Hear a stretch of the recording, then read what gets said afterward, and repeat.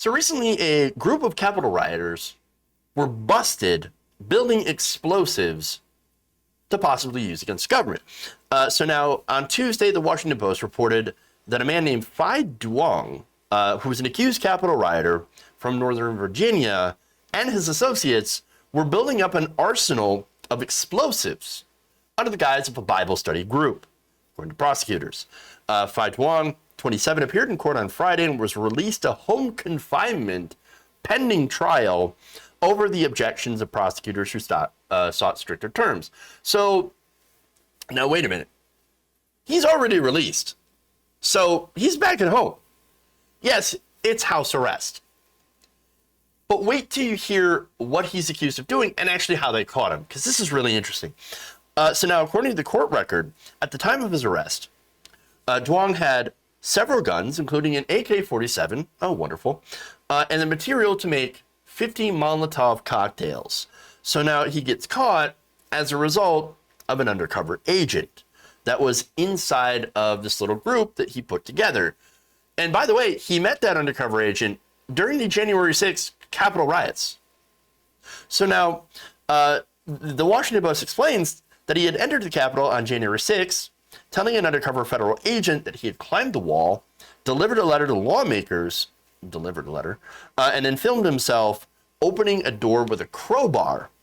Duong described himself as an undercover officer, to the undercover officer as, quote, an operator, and then explained that he was dressed in all black in order to perpetuate the lie that it was Antifa.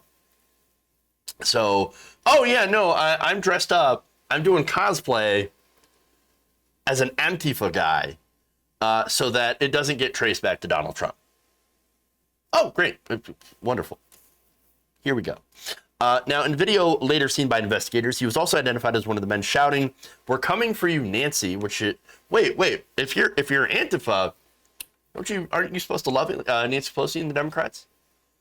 Again, that's what Republicans say all the time.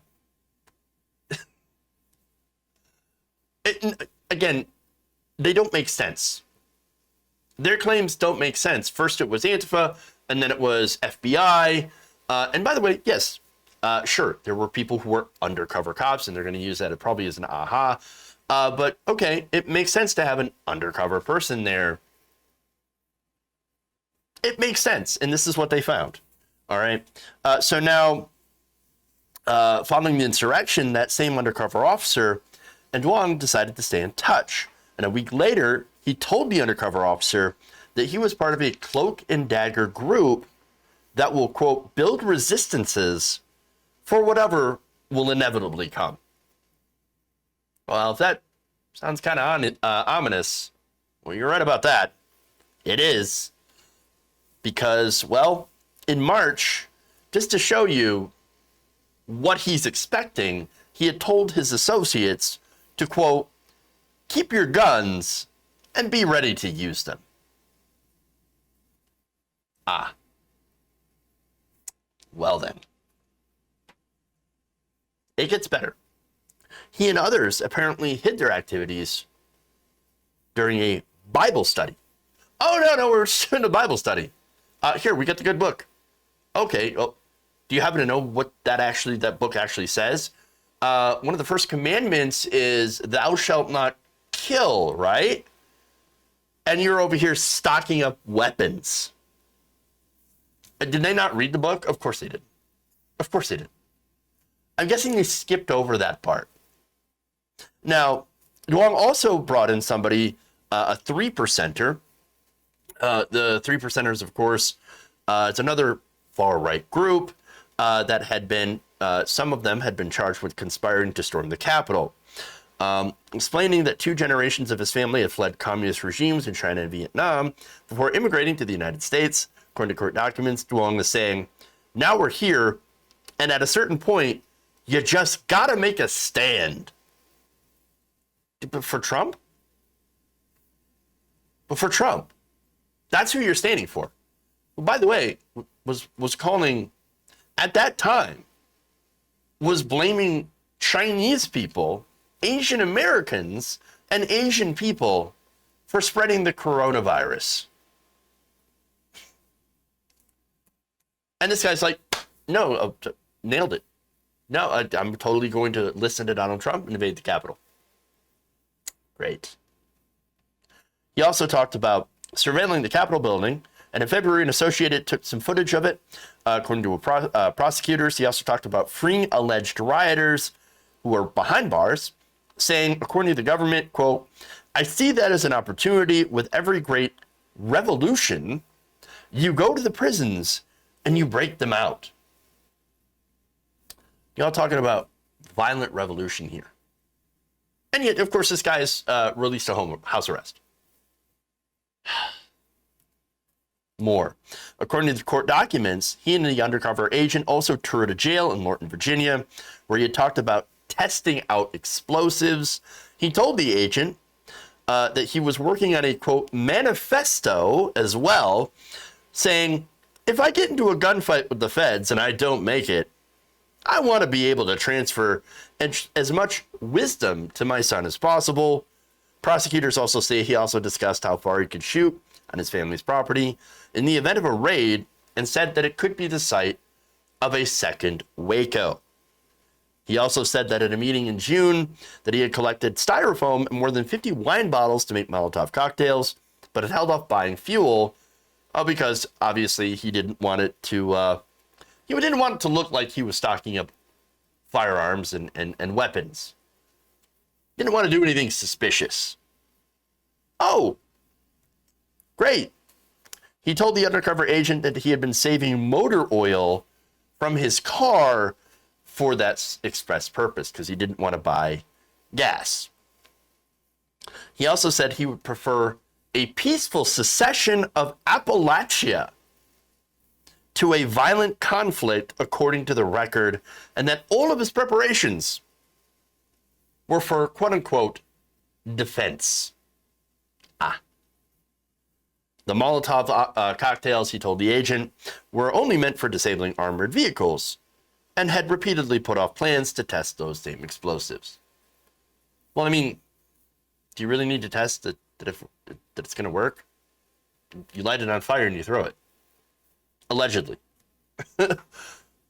So, understand that this guy in his Bible study group seemed to have gone full prepper. And yet the guy's actually getting off pretty easy, considering. In fact, U.S. Magistrate Judge Michael Harvey declined to impose tougher restrictions on his release, noting that the government did not seek to jail him as a flight risk or threat to the community. He is only charged with illegally entering the Capitol, obstructing the vote count, and disorderly conduct, but not with planning or committing violence. So, look, he didn't actually beat a police officer. So they said, oh, you know what? Very minor charges.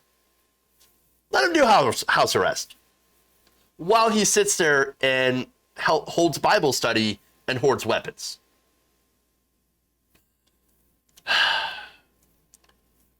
The judge did point out that he had no criminal record and had demonstrated ties to the community. Quote, he is employed and lives with his parents and child in Alexandria. Oh, well, that's okay then. Apparently, if it had been an unemployed man with no kids that did the same thing, well, then of course he'd be in jail. Oh, all right. I get it. Sure. The undercover agent, quote, gave him every opportunity to step over the line, and at every point he chose not to.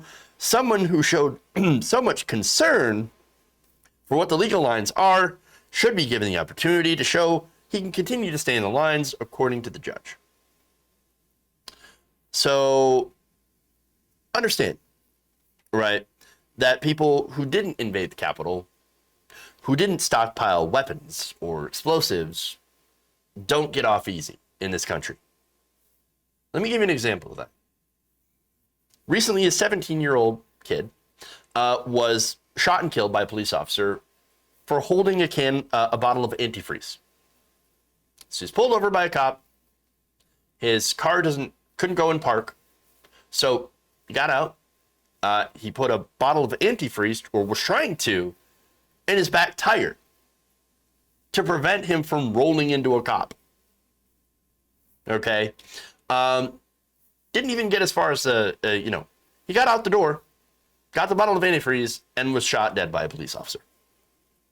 According to an account by 16-year-old Jordan King, who was with the man who was killed, the boy who was killed, at the time, the two of them were working on repairs to a truck's transmission and were pulled over by Sergeant Michael Davis after driving the truck away from a body shop at about 3 a.m. King told local ABC affiliate KTV News that the truck wouldn't properly shift into park, so he went into the back of the truck with a jug of antifreeze to prop behind the truck's tire so it wouldn't roll backward and strike the police vehicle. That's when the police officer immediately shot and killed the 17-year-old kid. He did not stop. He did not tell him to stop, did not tell him to get on the ground. Just blam, blam, you're dead. That's sort of the difference. You're a right-winger, and I don't know the kid's politics. Probably doesn't have any. You're a right-winger, you invade the Capitol building. And then you stockpile weapons afterwards, after you had invaded the Capitol. Collect guns, all that stuff, and, don't worry, you get to go home. Break down at 3 a.m., and try to get out with a bottle of antifreeze, you get shot dead. That's what happens in this country. That's what happens in this country. I'm glad nobody was shot. In the case of, the agent, Ashley Babbitt was shot, and she had lost her life there. And she knew what she was getting into, honestly. But here's the thing. This guy stockpiled weapons, guns, or explosives. And even if he was to planning on using it for defense, that doesn't mean he spoke for everyone around him who was also making these weapons. And who's to say that, their defense didn't involve, a preemptive attack? You don't know. It's so weird how the government has been so lenient on people who are trying to do an insurrection. I'm just saying. And by the way, before you say, well, why do you want to come down so hard on these people? Why do you want to have the full power of the state to come down on these people? Well, it's because we've had more than one case of people who were released, allowed to go home, who ended up stockpiling weapons. This is not the first. Thomas Robertson reported on this. A former police officer in Rocky Mount, Virginia, was busted building pipe bombs and ordering guns online after being forbidden to own guns. They said the defendant's possession of an explosive device and firearms, coupled with his extreme rhetoric, advocating for violence, indicating no remorse, illustrate that the pending charges are unlikely to serve as a deterrent for future violence. For these reasons, the defendant should be detained, according to prosecutors.